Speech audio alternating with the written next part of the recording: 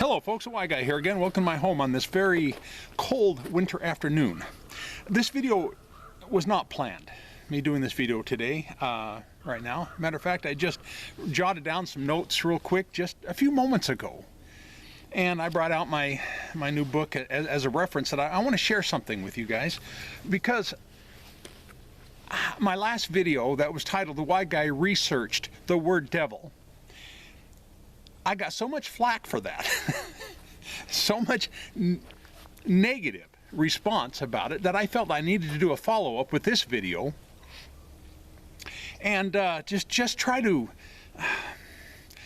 make more sense of a few things, because apparently I rocked a lot of boats. Okay, and the name of this video is called The Y Guy Asks, Where Does the Devil Live If There's No Hell? And again, this is a follow-up video from my previous one, because I said on my previous video the next one would be the Y Guy's going to address the Job story. I did that video already, but it's sitting on my computer.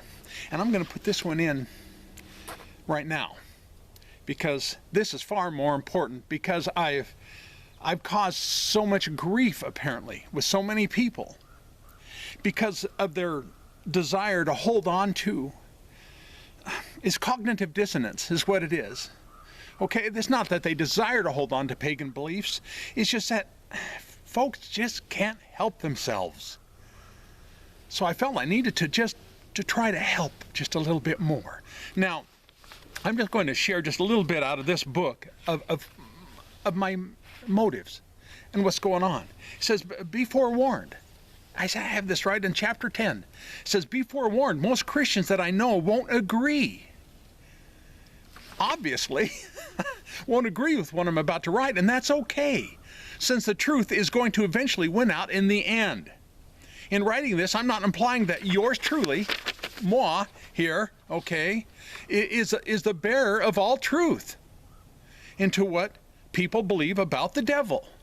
Of course I'm not implying that, folks. However, I've done my own due diligence by researching the topic, yet the vast majority of Christians have not taken the investigative plunge. And you've got to admit that you haven't. Okay? But instead, they've been led to believe in such an entity simply because it's in the Bible. Now, what did I say that's not true? Just then. Okay? So let's take the word Satan, for example. Many believe that this word, which most consider an actual name of a supernatural being, and depending on which Bible version, it's synonymous with the names and titles such as Lucifer, devil, liar, angel of light, power of darkness, murder, antichrist, serpent, Beelzebub, the dragon, Apollyon, destroyer, Abaddon, destruction, which is synonymous with each other, beast, prince of the power of the air, accuser, lawless one, adversary, morning star, ruler of darkness, god of this world, Belial, enemy, thief, evil one, roaring lion, wicked one, fallen star, serpent of old, deceiver, son of perdition, and father of lies, all which can be found in various Bibles, depending on which version you happen to be reading. Now, I'm going to put this away. By the way, this came out of my book, No Love, No Fear, and To Know Love, No Fear, by yours truly, the moi guy.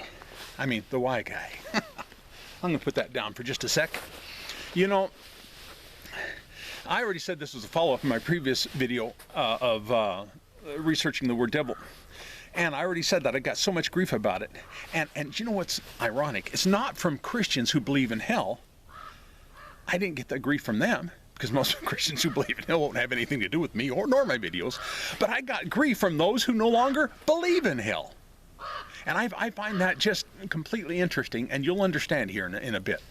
Because, you know, I spent 2 years researching this topic before writing about it in my new book.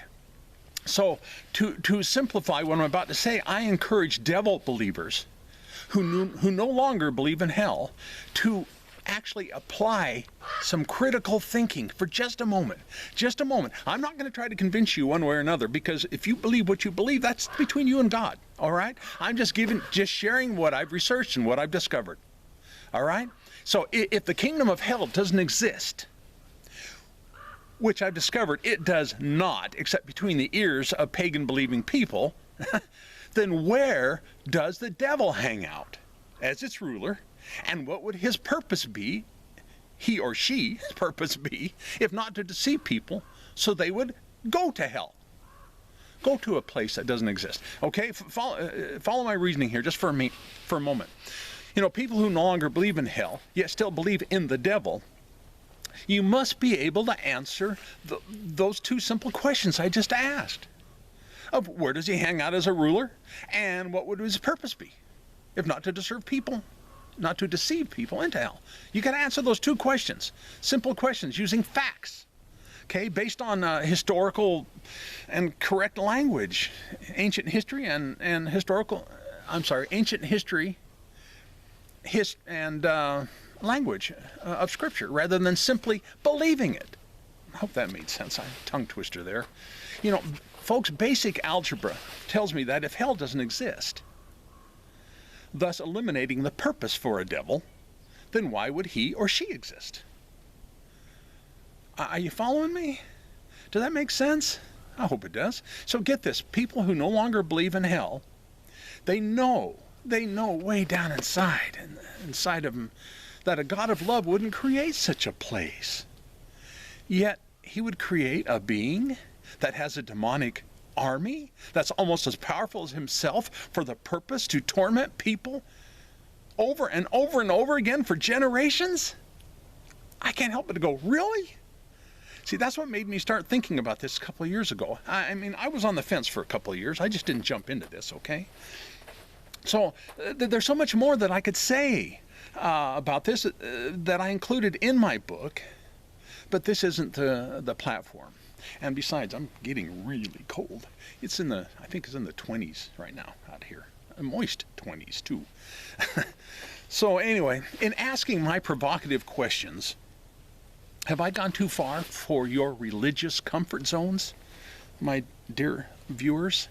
You know, all I can suggest is that you try to remember how you felt when you first started questioning the existence of hell, and how you felt when you realized that you've been lied to your whole life. How is what I'm suggesting now any different? Be objective and think just for a little bit, okay? Let me encourage you. Before someone asks, are you telling me that you no longer believe in the devil, why guy? Folks, what I believe isn't important, okay? What you believe and why you believe it is so super important. Since there can be a heaven without a hell, all I'm doing is encouraging you to ask, why can't there be a God without a devil? Just ask the question. I'm not asking you to believe one way or another. Just ask that question. Seriously. Then investigate it.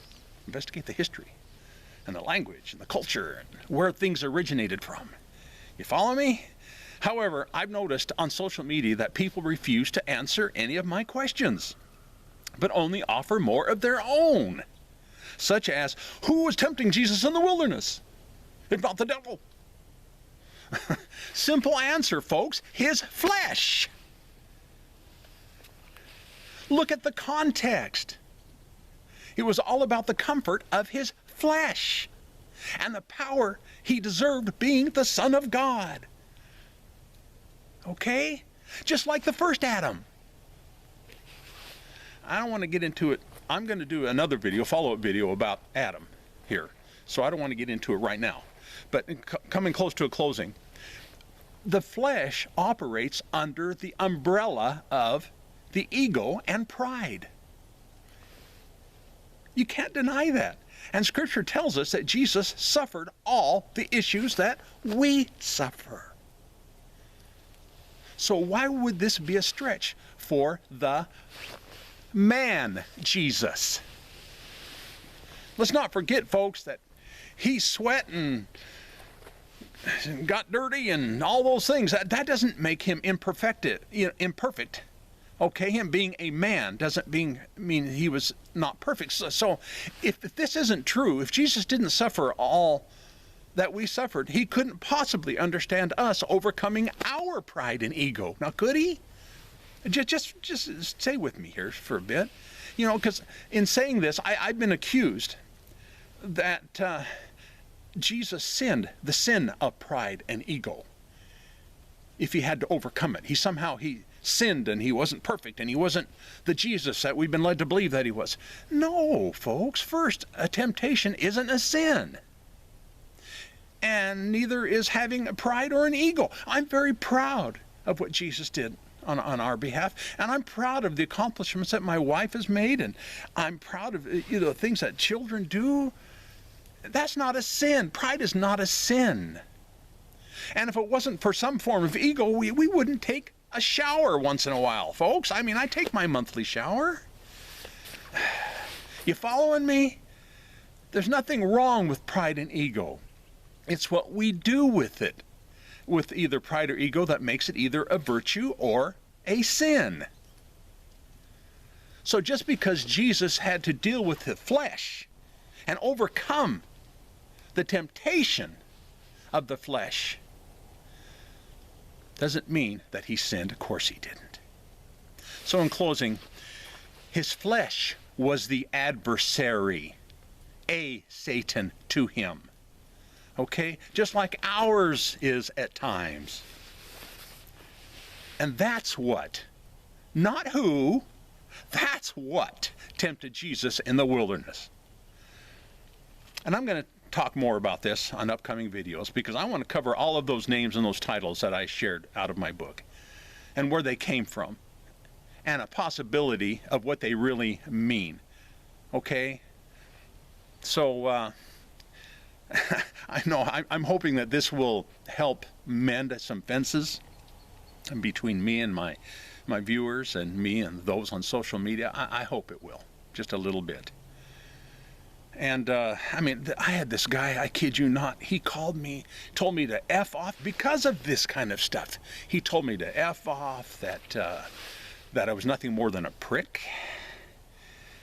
And yet this guy didn't believe in hell. He believes in a God of love, as he told me to F off, and that I was a prick for even suggesting that the devil didn't exist. Wow. Are you catching me? And there's more to it than that. But look me up on Facebook if you want to deal with Leonard. I'm not going to say his last name because I frankly don't remember it. But I had to block him. That's pathetic that I have to do stuff like that. But anyway, that's another reason I've decided to do this video, is because of Leonard. And anyway, look me up on Facebook under a group called the Y Guy group. It's a private group. But I do have an open public timeline. Now you know why I go by the fake avatar name of Jonathan Jones. You know, I don't care if Jonathan Jones is told to F off. Ooh, I almost said it. But I don't want to put the people who actually know me, my friends and my family, I don't want to put them through the grief that I sometimes go through in sharing this stuff. I don't want to put them through it. So it's better that very few people know who I am. So now you understand, okay? And give me a thumbs up, thumbs down on this video accordingly. And if you are going to leave comments, if you tell me to F off, I'm going to delete your comment and block you. And, you know, thanks for subscribing if you haven't already. Thank you for viewing.